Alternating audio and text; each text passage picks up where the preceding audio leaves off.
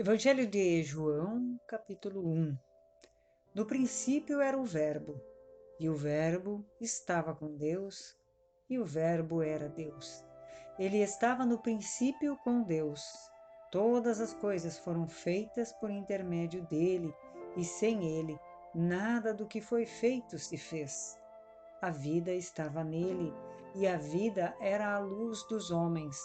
A luz resplandece nas trevas, e as trevas não prevaleceram contra ela.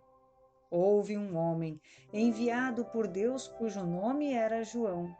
Este veio como testemunha para que testificasse a respeito da luz, a fim de todos virem a crer por intermédio dele.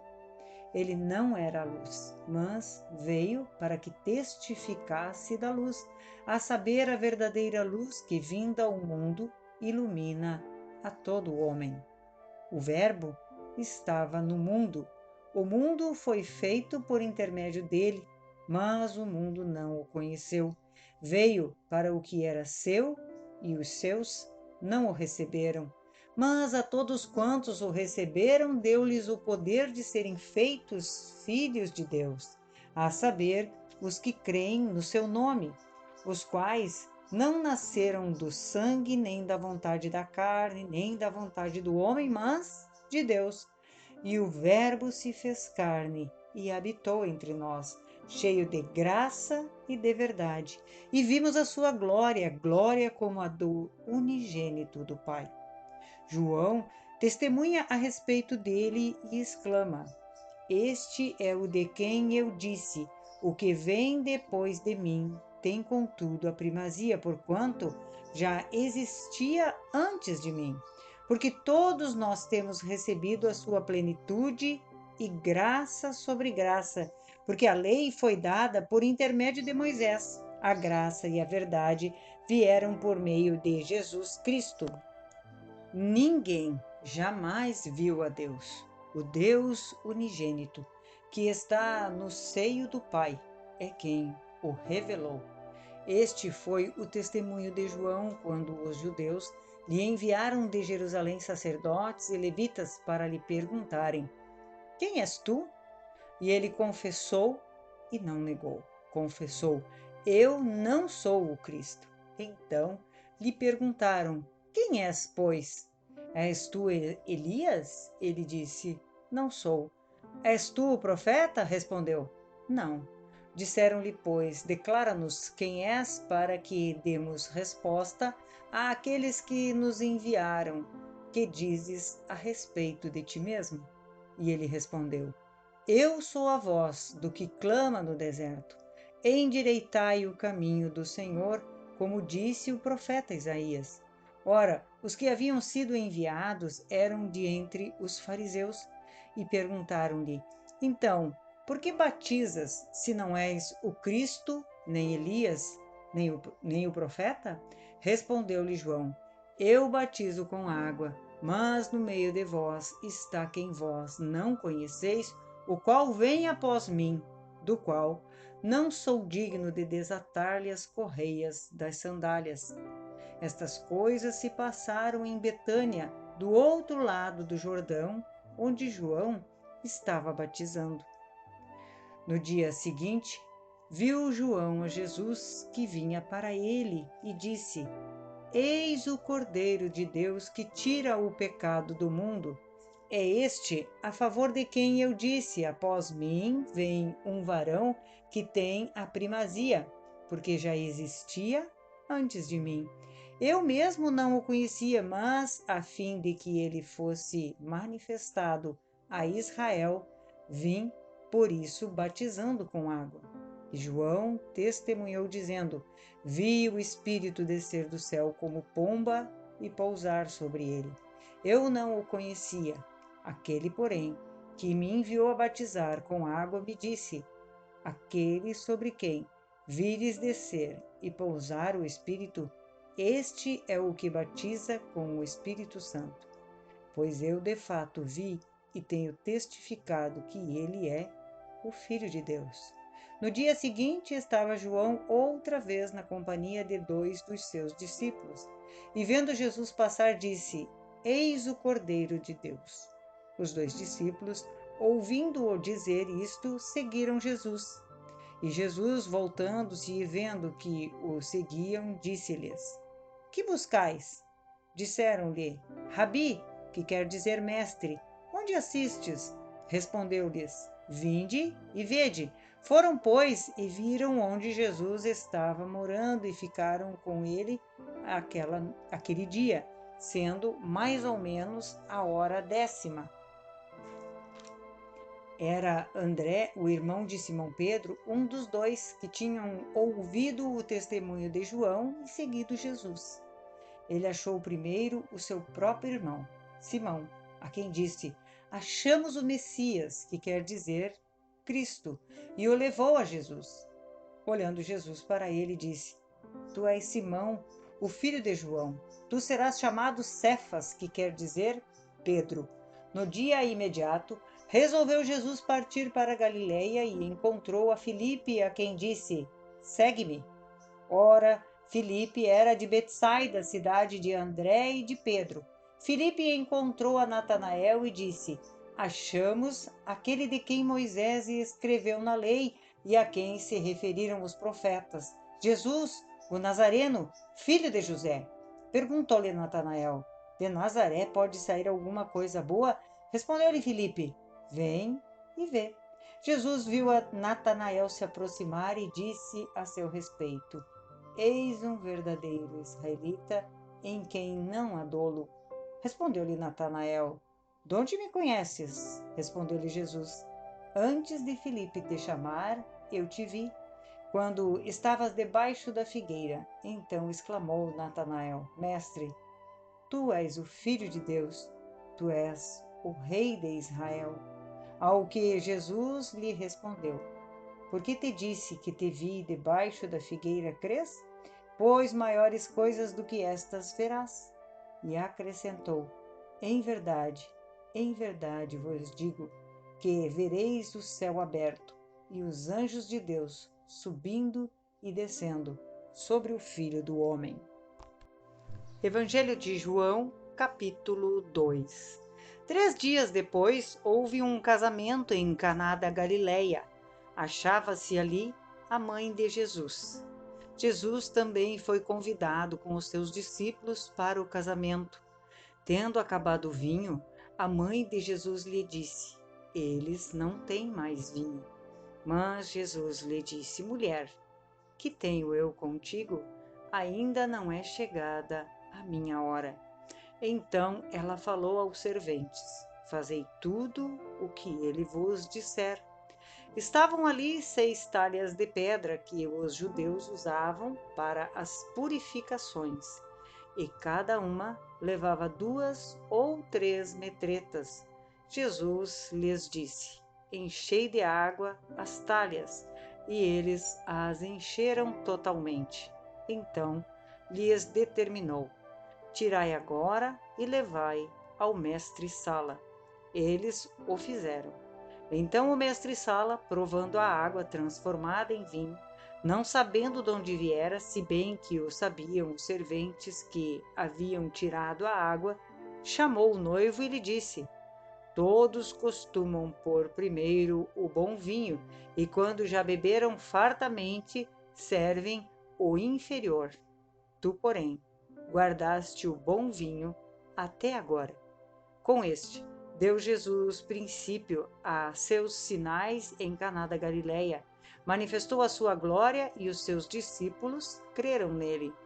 Depois disto, desceu ele para Cafarnaum com sua mãe, seus irmãos e os seus discípulos, e ficaram ali não muitos dias. Estando próxima a Páscoa dos judeus, subiu Jesus para Jerusalém e encontrou no templo os que vendiam bois, ovelhas e pombas, e também os cambistas assentados. Sendo feito um azorrague de cordas, expulsou todos do templo, bem como as ovelhas e os bois. Derramou pelo chão o dinheiro dos cambistas, virou as mesas e disse aos que vendiam as pombas: Tirai daqui estas coisas, não façais da casa de meu pai casa de negócio. Lembraram-se os seus discípulos do que está escrito: o zelo da tua casa me consumirá.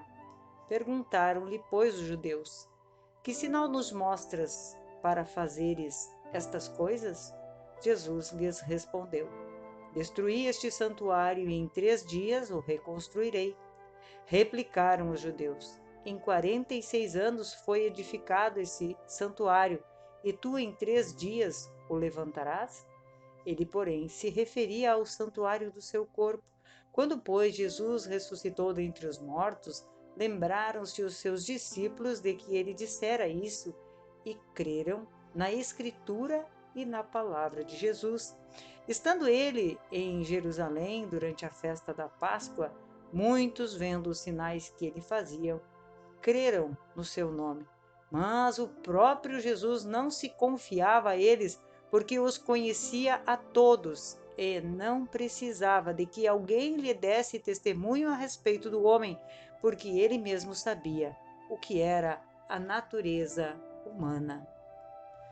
Evangelho de João, capítulo 3, versículo 31. Quem vem das alturas, certamente, está acima de todos. Quem vem da terra é terreno e fala da terra. Quem veio do céu está acima de todos e testifica o que tem visto e ouvido. Contudo, ninguém aceita o seu testemunho. Quem, todavia, lhe aceita o testemunho, por sua vez, certifica que Deus é verdadeiro, pois o enviado de Deus fala as palavras dele, porque Deus não dá o Espírito por medida. O Pai ama o Filho e todas as coisas tem confiado às suas mãos. Por isso, quem crê no Filho tem a vida eterna.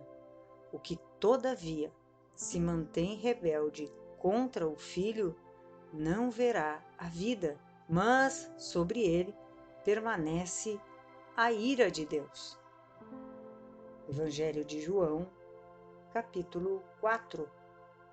Quando, pois, o Senhor veio a saber que os fariseus tinham ouvido dizer que ele, Jesus, fazia e batizava mais discípulos que João, se bem que Jesus mesmo não batizava, e sim os seus discípulos, deixou a Judéia, retirando-se outra vez para a Galiléia, e era-lhe necessário atravessar a província de Samaria. Chegou, pois, a uma cidade samaritana chamada Sicar, perto das terras que Jacó dera a seu filho José. Estava ali a fonte de Jacó. Cansado da viagem, assentara-se Jesus junto à fonte, por volta da hora sexta. Nisto, veio uma mulher samaritana tirar água. Disse-lhe Jesus: dá-me de beber, pois seus discípulos tinham ido à cidade para comprar alimentos. Então lhe disse a mulher samaritana: como, sendo tu judeu, pedes de beber a mim, que sou mulher samaritana? Porque os judeus não se dão com os samaritanos. Respondeu-lhe Jesus: se conheceras o dom de Deus e quem é o que te pede dá-me de beber, tu lhe pedirias, e ele te daria água viva. Respondeu-lhe ela: Senhor, tu não tens com que atirar e o poço é fundo. Onde, pois, tens a água viva? És tu, porventura, maior do que Jacó, o nosso pai, que nos deu o poço do qual ele mesmo bebeu, e bem assim seus filhos e seu gado? Afirmou-lhe Jesus: quem beber desta água tornará a ter sede. Aquele, porém, que beber da água que eu lhe der, nunca mais terá sede. Pelo contrário, a água que eu lhe der será nele uma fonte a jorrar para a vida eterna. Disse-lhe a mulher: Senhor, dá-me desta água para que eu não mais tenha sede nem precise vir aqui buscá-la. Disse-lhe Jesus: vai, chama teu marido e vem cá. Ao que lhe respondeu a mulher: não tenho marido. Replicou-lhe Jesus: bem disseste, não tenho marido, porque 5 maridos já tiveste, e esse que agora tens não é teu marido. Isto disseste com verdade. Senhor, disse-lhe a mulher, vejo que tu és profeta. Nossos pais adoravam nesse monte, vós, entretanto, dizeis que em Jerusalém é o lugar onde se deve adorar. Disse-lhe Jesus, mulher, podes crer-me que a hora vem quando nem nesse monte, nem em Jerusalém adorareis o Pai. Vós adorais o que não conheceis. Nós adoramos o que conhecemos, porque a salvação vem dos judeus. Mas vem a hora, e já chegou, em que os verdadeiros adoradores adorarão o Pai em espírito e em verdade, porque são estes que o Pai procura para os seus adoradores. Deus é espírito e importa que os seus adoradores o adorem em espírito e em verdade. Eu sei, respondeu a mulher, que há de vir um Messias chamado Cristo. Quando ele vier, nos anunciará todas as coisas. Disse-lhe Jesus, eu o sou, eu que falo contigo. Neste ponto, chegaram os seus discípulos e se admiraram de que estivesse falando com uma mulher. Todavia, nenhum lhe disse, por que perguntas? Ou por que falas com ela? Quanto à mulher, deixou o seu cântaro, foi à cidade e disse àqueles homens, vinde comigo e vede um homem que me disse tudo quanto tenho feito. Será este, porventura, o Cristo? Saíram, pois, da cidade e vieram ter com ele. Nesse ínterim, os discípulos lhe rogaram, dizendo, Mestre, come. Mas ele lhes disse, uma comida tenho para comer que vós não conheceis. Diziam então os discípulos uns aos outros, ter-lhe-ia porventura alguém trazido o que comer? Disse-lhe Jesus, a minha comida consiste em fazer a vontade daquele que me enviou e realizar a sua obra. Não dizeis vós que ainda há 4 meses até a ceifa? Eu, porém, vos digo, erguei os olhos e vede os campos, pois já branquejam para a ceifa. O ceifeiro recebe desde já a recompensa e entesoura o seu fruto para a vida eterna. E de Sarte se alegram tanto o semeador quanto o ceifeiro, pois no caso é verdadeiro o ditado, um é o semeador e o outro é o ceifeiro. Eu vos enviei para ceifar o que não semeaste. Outros trabalharam e vós entrastes no seu trabalho. Muitos samaritanos daquela cidade creram nele em virtude do testemunho da mulher, que anunciava, ele me disse tudo quanto tenho feito. Vindo, pois, os samaritanos ter com Jesus, pediam-lhe que permanecesse com eles, e ficou ali 2 dias. Muitos outros creram nele por causa da sua palavra e diziam à mulher, já agora não é pelo que disseste que nós cremos, mas porque nós mesmos temos ouvido e sabemos que este é verdadeiramente o Salvador do mundo. Passados 2 dias, partiu dali para Galiléia, porque o mesmo Jesus testemunhou que um profeta não tem honra na sua própria terra. Assim, quando chegou a Galiléia, os galileus o receberam, porque viam todas as coisas que ele fizera em Jerusalém por causa da festa, a qual eles também tinham comparecido.